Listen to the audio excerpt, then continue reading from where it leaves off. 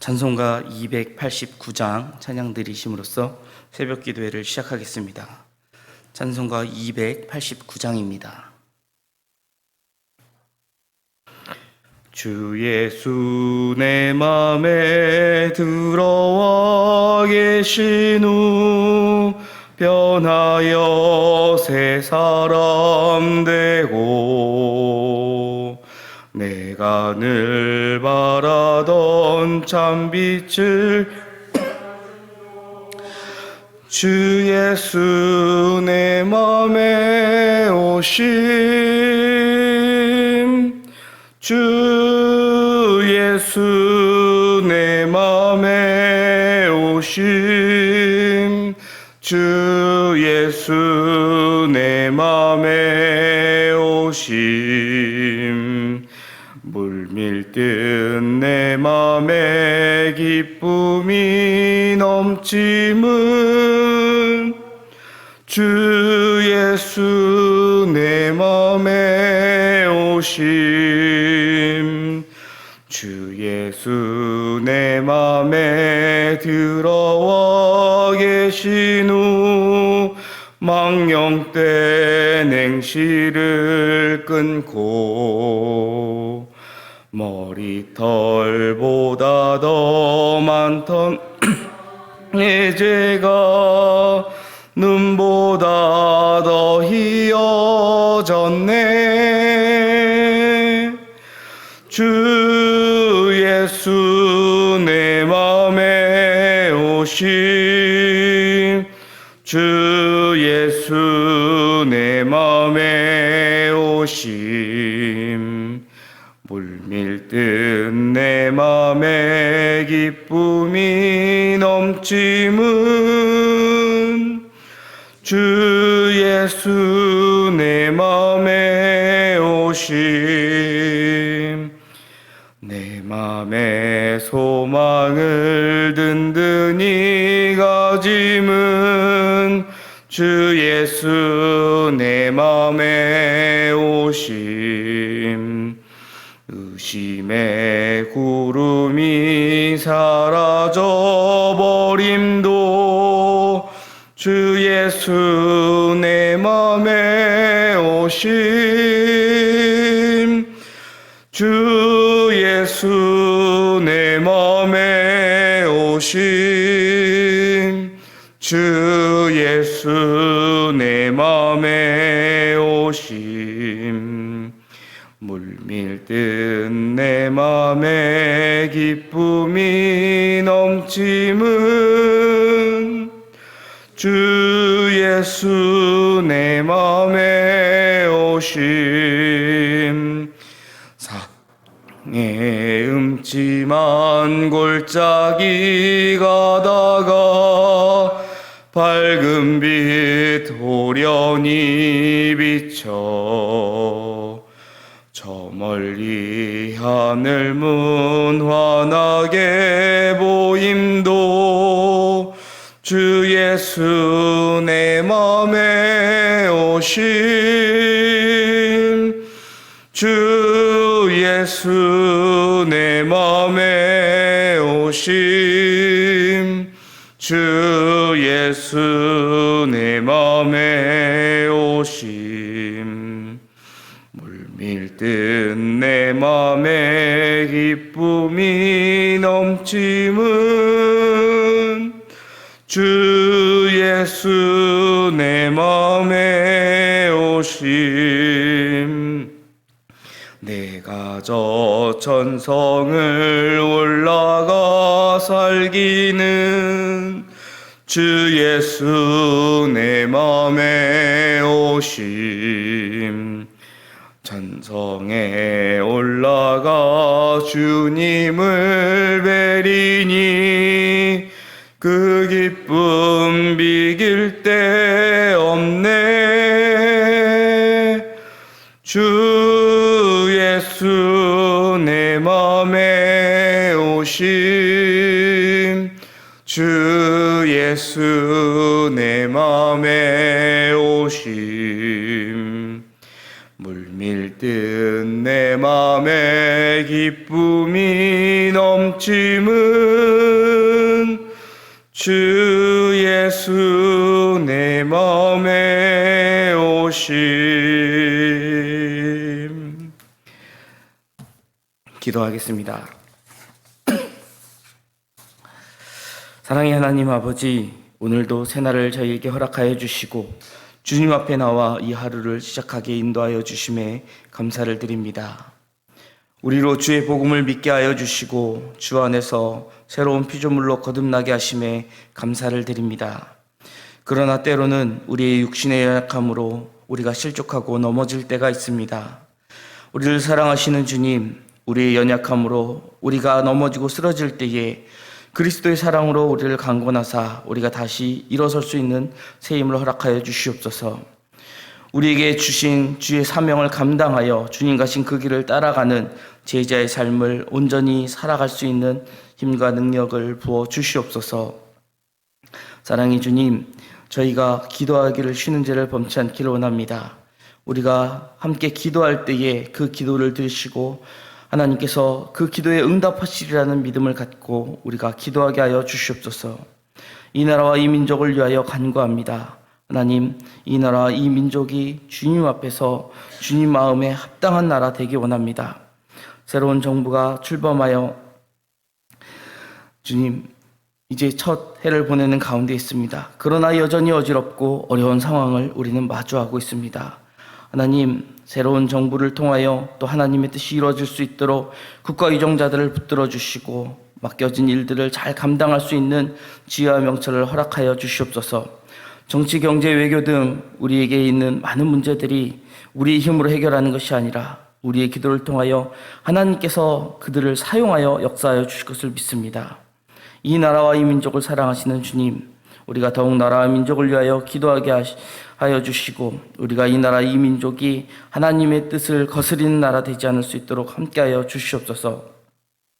하나님의 뜻에 합한 나라 되게 하여 주시옵소서. 민족을 위하여 간구하는 하나님의 백성들의 기도를 들으사 이 나라 가운데 하나님의 은혜와 평강이 더욱 풍성히 차고 넘치게 하여 주시옵소서. 하나님 아버지, 이 땅에 영화교회를 세워주시고 또 주의 귀한 사명을 감당케 하심을 감사를 드립니다. 하나님, 저희에게 허락하신 또 새 성전을 건축할 그 기회를 놓고 저희가 합심하여 기도하는 가운데 있습니다. 이제 설계를 마치고 또 건축 허가를 마치고 이제는 시공사를 선정하는 가운데 있습니다.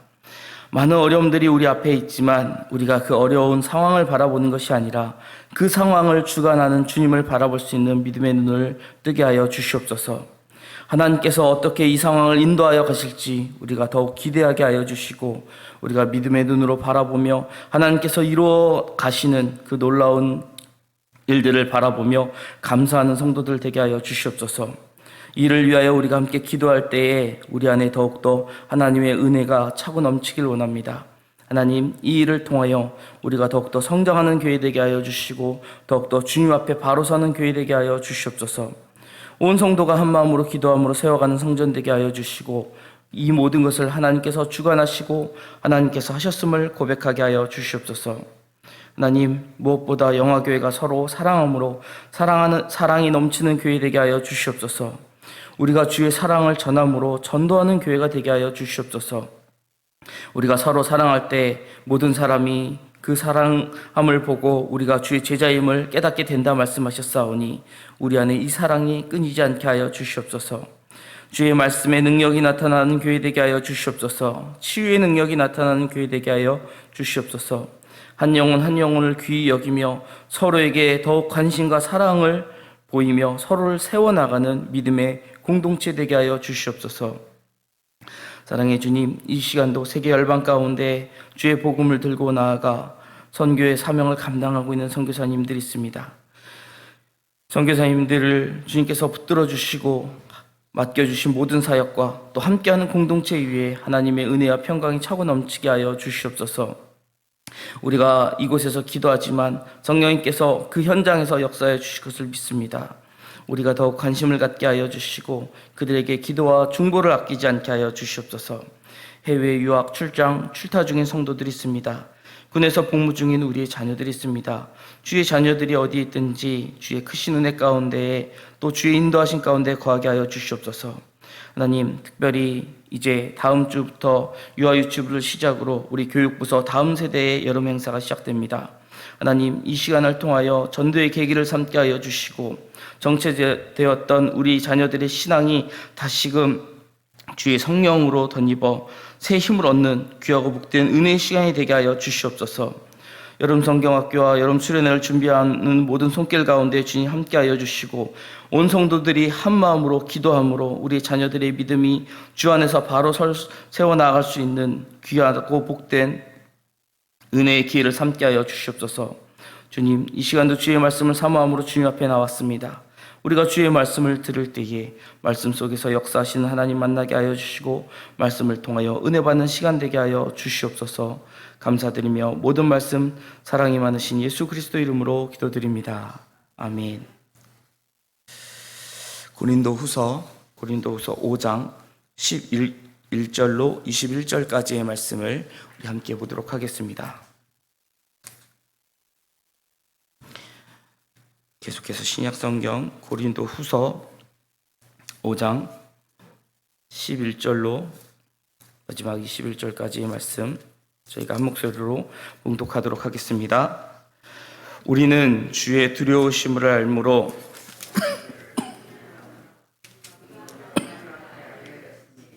또 너희의 양심에도 알려지기를 바라노라. 우리가 다시 너희에게 자천하는 것이 아니요 오직 우리로 말미암아 자랑할 기회를 너희에게 주어 마음으로 하지 않고 외모로 자랑하는 자들에게 대답하게 하려 하는 것이라. 우리가 만일 미쳤어도 하나님을 위한 것이요 정신이 온전하여도 너희를 위한 것이니 그리스도의 사랑이 우리를 강권하시는도다. 우리가 생각건대 한 사람이 대신하여 죽었은즉 모든 사람이 죽은 것이라. 그가 모든 사람을 대신하여 죽으심은 살아있는 자들로 하여금 다시는 그들 자신을 위하여 살지 않고 오직 그들을 대신하여 죽었다가 다시 살아나신 이를 위하여 살게 하려 함이라. 그러므로 우리가 이제부터는 어떤 사람도 육신을 따라 알지 아니하노라. 비록 우리가 그리스도도 육신을 따라 알았으나 이제부터는 그같이 알지 아니하노니 그런즉 누구든지 그리스도 안에 있으면 새로운 피조물이라. 이전 것은 지나갔으니 보라 새 것이 되었도다. 모든 것이 하나님께로 났으며 그가 그리스도로 말미암아 우리를 자기와 화목하게 하시고 또 우리에게 화목하게 하는 직분을 주셨으니 곧 하나님께서 그리스도 안에 계시사 세상을 자기와 화목하게 하시며 그들의 죄를 그들에게 돌리지 아니하시고 화목하게 하는 말씀을 우리에게 부탁하셨느니라. 그러므로 우리가 그리스도를 대신하여 사신이 되어 하나님이 우리를 통하여 너희를 권면하시는 것 같이 그리스도를 대신하여 간청하노니 너희는 하나님과 화목하라. 하나님이 죄를 알지도 못하신 대신하여 죄로 삼으신 것은 우리로 하여금 그 안에서 하나님의 의가 되게 하려 하심이라. 아멘. 바울은 고린도후서 5장 11절부터 7장 16절까지의 말씀을 통하여 화목하게 하는 직무로서 자신의 사도직에 대하여 이제 논증을 이어갑니다. 앞서 말씀 우리가 들은 것처럼 고린도후서에서는 바울이 계속해서 자신의 사도직을 이제 변호하는 그런 내용이 이어가는데 바울은 먼저 고린도 교인들이 자신의 사도 직분을 다시 한번 재인식하기를 촉구하고 있습니다. 바울은 사도로서 자신의 진실성을 고린도 교인이 알아주기를 바란다라며 11절에 호소하고 이것은 자기를 자천하는 것이 아니라 도리어 고린도 교인들이 외모를 자랑하는 자들에 대해서 자신의 사도됨을 자랑할 기회를 주기 위함이다라고 말하고 있습니다. 또 바울은 자신이 현재 사도직을 수행하는 것이 그리스도의 강권하시는 그 사랑 때문임을 밝힘으로써 자신의 사도직이 사람이나 스스로 난 것이 아니라 오직 그리스도로부터 난 것임을 분명히 하면서 자신의 사도직 수행의 정당성을 강조하고 있습니다. 그리고 바울은 자신이 회심하기 전에는 예수 그리스도를 세상적으로 또 인간적인 기준에 따라서 판단함으로써 예수 그리스도를 믿는 사람을 박해하는데 앞장선 사람이었지만 이제는 예수 그리스도의 은혜로 그가 거듭났기 때문에 그 거듭남으로 말미암아서 완전히 새로운 존재가 되어 이제는 사도직을 수행하게 되었다라고 말하고 있습니다. 그리고 18절 이하 후반부에서는 하나님께서 그리스도를 통해 바울 자신과 화목하시고 또한 그에게 화목하게 하는 그 직책을, 그 직분을 맡기심으로써 화목하게 하는 말씀, 그 복음을 맡기심을 밝히면서 성도들에게 이제 하나님과 화목하라라고 권면하는 그 내용을 전하고 있습니다. 또한 이 권면이 하나님께서 자신을 통해 지금 고린도 교회에 전하는 메시지다라는 것을 분명히 밝히고 있습니다. 우리가 오늘 본문을 이렇게 살펴보면서 깨닫게 하시는 것은 먼저 하나님을 경외하는 자가 바른 복음을 전할 수 있다라는 것입니다. 하나님을 경외하는 자가 바른 복음을 전할 수 있다라는 것이죠. 바울은 지금 주님이 두려우신 분임을 알고 너희에게 권한다라고 표현합니다. 바울이 지금 여기에 두려우신 분이다라고 11절에 이야기하는데, 바울이 말하고 있는 이 두려움은 우리가 흔히 생각하는 공포심을 의미하는 것이 아닙니다. 우리가 두렵다라고 하는 것은 흔히 공포감으로 생각하기 쉽습니다. 누군가를 두려워한다라는 것은 누군가를 무서워하고 있다라는 것이죠. 하지만 바울이 의미하는 이 두려움이다라고 하는 것은 단순히 공포감이 아니라 하나님께 대한 경건한 두려움입니다. 하나님이 어떠한 분이신지 알기에 그분에 대한 두려움이 생긴다라는 것이죠. 즉 하나님을 존중하기에 그 존중함으로 우러나오는 경건한 존경심을 의미하는 것입니다. 우리가 이것을 표현할 때에 경외라고 표현하지요. 우리는 그리스도께 대하여 이러한 경외심을 가져야 하는 성도입니다. 바울이 다메섹 도상에서 주님을 만난 후에 주를 경외함으로 모든 것을 행하였습니다. 예수 그리스도를 만나고 나서 그에게 주를 경외하는 경외함이 생겼다라는 것이죠. 바울은 주님이 종말론적으로 이제 심판의, 그 마지막 심판의 심판주가 되심을 깨달았습니다. 그렇기에 그 심판장 되시는 주님 앞에서 두려움을 가질 수밖에 없었다라는 것이죠. 바울은 이 두려움을 지니고 고린도 교회 교인들에게 복음을 전하고 권면했던 것입니다. 그렇기 때문에 그가 전한 복음이나 또 그가 한 모든 권면들은 진실될 수밖에 없었던 것이죠. 자, 그러면 우리는 어떻게 하는 것이 하나님을 경외함으로 복음을 전하는 것일까요? 가장 먼저는 내 생각대로 복음을 전해서는 안 된다라는 것입니다. 우리가 복음을 증거할 때에 다소 어려움을 느끼는 것 중에 하나가 이 복음을 어떻게 전해야 하는가라는 그러한 질문을 갖게 됩니다.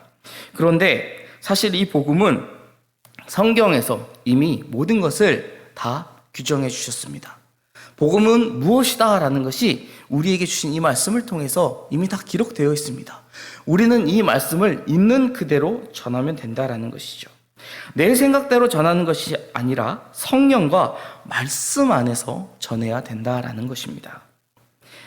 바울은 고린도 교인들에게 복음을 전하면서 내가 너희 가운데 거할 때에 약하고 두려워하며 심히 떨었다라고 고린도전서 2장에 기록하였습니다. 그가 그렇게 느꼈었던 이유는 내 말과 내 전도함이 지혜에 권하는 말로 하지 않고 다만 성령의 나타남과 능력으로 하여 너희 믿음의 사람의 지혜에 있지 아니하고 다만 하나님의 능력에 있게 하려 하였노라라고 설명합니다. 내가 전하는 것이 아니다. 하나님의 능력으로, 성령의 나타남과 그 능력으로 지금 전하고 있다. 사람의 지혜에 있는 것이 아니라 하나님의 능력으로 이것을 전하고 있다. 하나님의 말씀을 전하기에 내가 두렵고 떨림으로 너에게 이 말씀을 전한다라는 것이죠. 우리는 복음을 전하되 우리의 주관적인 생각으로 전해서는 안 될 것입니다. 성령과 말씀 안에서 하나님을 경외함으로 우리가 이 복음을 전할 때에 우리가 이 복음을 온전하게 전할 수 있게 되는 것입니다. 다음으로 자신이 전한 복음의 진리의 내용대로 행하는 모습이 우리에게 있어야 이 복음이 온전히 증거될 것입니다. 복음을 전하면서 그 진리대로 행하지 않는다면 어떻게 다른 사람에게 신뢰를 줄 수 있겠습니까? 내가 복음을 증거하지만 내 행동이 그 복음을 따라가지 못한다라고 한다면 그 복음을 전해 듣는 사람이 과연 그 말을 신뢰할 수 있을까요? 모 교회의 집사님이 이제 아내 되시는 집사님을 만나면서 결혼을 하시고 결혼하면서 예수를 믿게 되었습니다. 근데 이분이 참 세상적인 그런 습관들이 많으셨는데 그 중에 하나가 이 흡연이었다고 합니다. 그런데 아내를 만나서 결혼하고 이제 교회에 출석하는 걸 알고 주변 사람들도 이제 그 사실을 알아갔을 때 이분을 만난 한 분이 교회를 다니시는데 담배를 피시네요. 이런 이야기를 하셨다라는 거예요. 그 얘기를 듣자마자 이 집사님은 담배를 입에서 떼서 부러뜨리고 자기가 갖고 있던 담배를 버린 뒤로 그 뒤로는 담배를 피지 않으셨다라고 간증하시는 그 간증을 들은 적이 있습니다. 어떻습니까? 내가 예수를 사랑하기 때문에 예수님께서 우리에게 주신 그 말씀을 지켜 행한다라는 것이죠. 성경에 나온 말씀을 우리가 순종하는 게 결코 쉽지 않다라는 것이 얼마나 우리에게 피부로 와닿는지 주님이 하신 말씀을 보면은 우리가 쉽게 이해할 수 있습니다. 우리의 오른뺨을 친 사람에게 왼뺨을 돌려대라고 하시는 그 말씀, 우리가 어떻게 쉽게 순종할 수 있겠습니까? 하지만 우리는 그대로 따라 행해야 된다라는 것입니다. 우리 주변에는 복음을 전하는 성도들이 참 많은데 안타깝게도 자신이 전한 복음의 진리대로 행하는 성도가 많지 않은 것을 볼 때가 있습니다. 그러나 자신이 전한 진리대로 행하는 것이 하나님을 경외한다라는 것을 우리는 명심해야 할 것입니다. 마지막으로 하나님의 사랑뿐만 아니라 하나님의 공의와 심판도 성실하게 전할 필요가 있다라는 것입니다. 우리가 하나님의 그 고유의 속성이다라고 하면 크게 두 가지를 의미하죠. 첫 번째는 사랑일 것입니다. 하나님은 사랑이십니다. 또한 하나님의 그 성품을 이야기할 때 우리가 빼놓지 않는 것은 바로 공의입니다.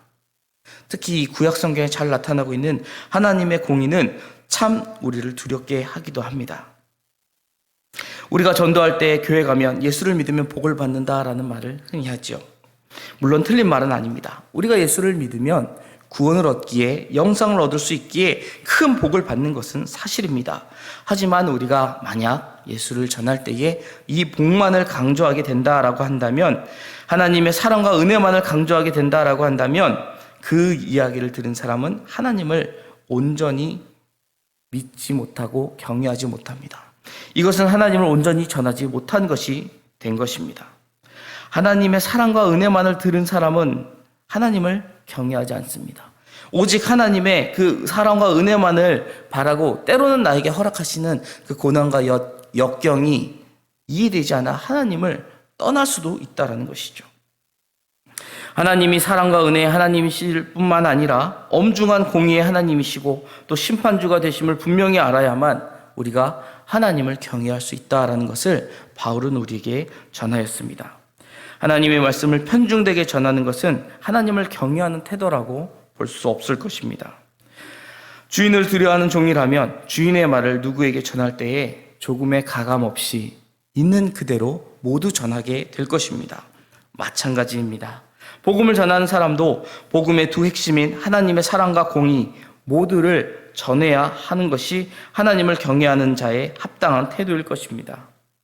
바울이 사랑하는 고린도 교회 성도들에게 때로는 권면의 내용으로 눈물의 편지를 보낸 것은 하나님을 경외하였기 때문입니다. 우리도 주를 경외함으로 주의 복음을 전하는 자들이 되기를 원합니다.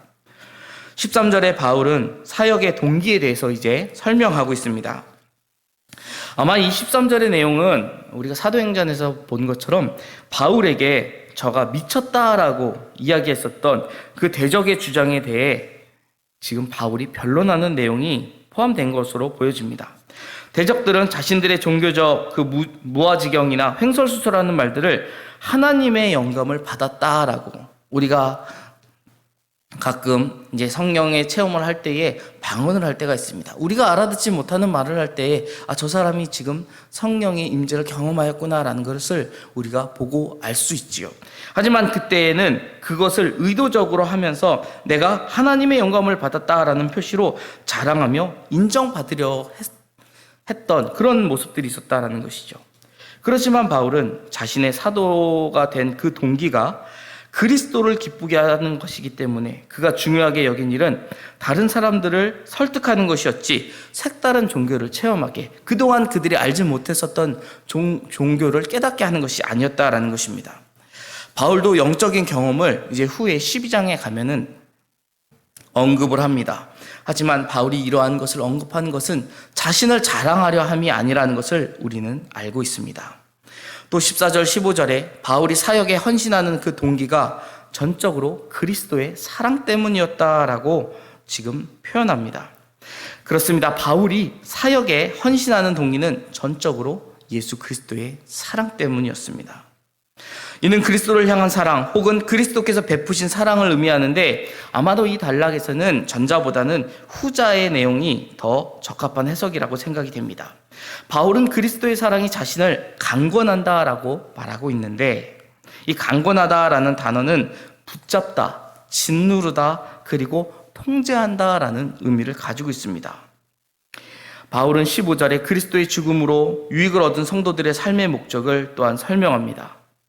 곧 예수 그리스도로 말미암아 새로운 생명을 얻은 성도들은 그들을 대신해서, 즉 나를 대신해서 죽었다가 다시 살아나신 그리스도를 위해 살아야 한다라는 것이죠. 이러한 삶의 모범으로 바울은 자기 자신을 제시하였습니다. 참된 사역자란 이처럼 오직 그리스도의 사랑에 붙잡혀 인간적 이해관계와는 상관없이 오직 그 복음을 전파하는 데만 집중하는 사람입니다. 우리는 이런 사역자가 되고 또 이런 사역자를 알아보고 인정하는 교회가 되어야 할 것입니다. 다른 어떤 이유가 아니라 오직 예수 그리스도 때문에 우리가 이 길을 걸어가고 있는 것입니다. 바울은 이제 자기가 바리새파 유대인으로 가말리엘 문화에서 배워 율법을 통달했다라는 사실을 내세우지 않고 오직 복음에 의해 모든 사람이 새로운 피조물로서 회복되게 화목하게 되었다라는 것을 강조합니다. 그리스도 안에서 새로운 피조물이 되었다라는 것이죠. 바울의 가르침의 결론은 하나님과 화목하라입니다. 하나님과 화목하라. 육신에 속한 것을 기준으로 서로 구분하고 차별하는 행위는 하나님과 화목할 수 없게 만드는 요소가 됩니다. 바울은 그리스도께서 바로 이런 인간의 어리석은 차별을 없애기 위해 오셨고 자기도 그리스도를 대신하여 이 일을 감당하고 있다고 지금 21절에 말하고 있는 것이죠. 만약 우리가 이 같은 복음의 본질 위에 서지 않고 육신에 속한 것으로 누군가를 구별하고 누군가를 판단한다라고 한다면 이것은 그리스도의 복음을 대적하는 행위가 될 것입니다. 구원의 은혜로부터 멀어지는 심각한 죄를 짓는 것이 되고 말 것입니다. 혹시 나에게 이러한 모습이 있다라고 생각된다면 우리가 깨어 스스로를 살피고 만약 이러한 모습이 존재한다라고 한다면 철저하게 우리가 회개할 필요가 있을 것입니다. 또한 우리 교회 공동체 안에 이러한 모습이 있다면 우리는 바울과 같은 심정으로 권면해야 할 것입니다. 다른 사람을 권면한다라는 거 상당한 부담이 될 것입니다. 하지만 믿음의 공동체가 바로 서기 위해서는 이 권면이 반드시 필요하기 때문입니다. 그리스도인들은 오직 복음으로 자신을 설명해야 합니다. 만약 교회가 부자 교회이고 지식인이 모이는 교회이고 유명한 교회다, 유명인들이 많이 있는 교회다, 대단한 사람들이 많이 모이는 교회다라고 알려졌고 주변 사람들에게 인식이 되었다라고 한다면 그것만큼 큰 치욕은 없는 것입니다. 지위와 재산, 명성 등이 자신을 설명하는 도구가 되고 예수님의 모습이나 사역이 자기의 정체성의 핵심이 되지 못한다라고 한다면 주님 앞에서 부끄러움을 당할 뿐입니다. 우리는 예수 그리스도의 사랑에 붙잡혀 예수 그리스도의 제자로 불리기에 부족함이 없는 사람이 되어야 할 것입니다.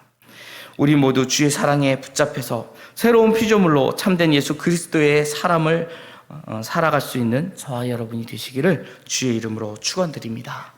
기도하겠습니다. 사랑의 하나님 아버지, 주의 사랑으로 우리를 강권하사 우리가 주 안에서 새로운 피조물로 거듭나게 하여 주시옵소서. 세상의 유혹에 흔들리지 않게 하시고 세상의 기준이 아닌 하나님의 기준을 따라 살아감으로 예수 그리스도의 향기를 전하는 예수 그리스도의 사람으로 살아가게 하여 주시옵소서. 사랑이 많으신 예수 그리스도 이름으로 기도드립니다. 하늘에 계신 우리 아버지, 아버지의 이름을 거룩하게 하시며 아버지의 나라가 오게 하시며 아버지의 뜻이 하늘에서와 같이 땅에서도 이루어지게 하소서.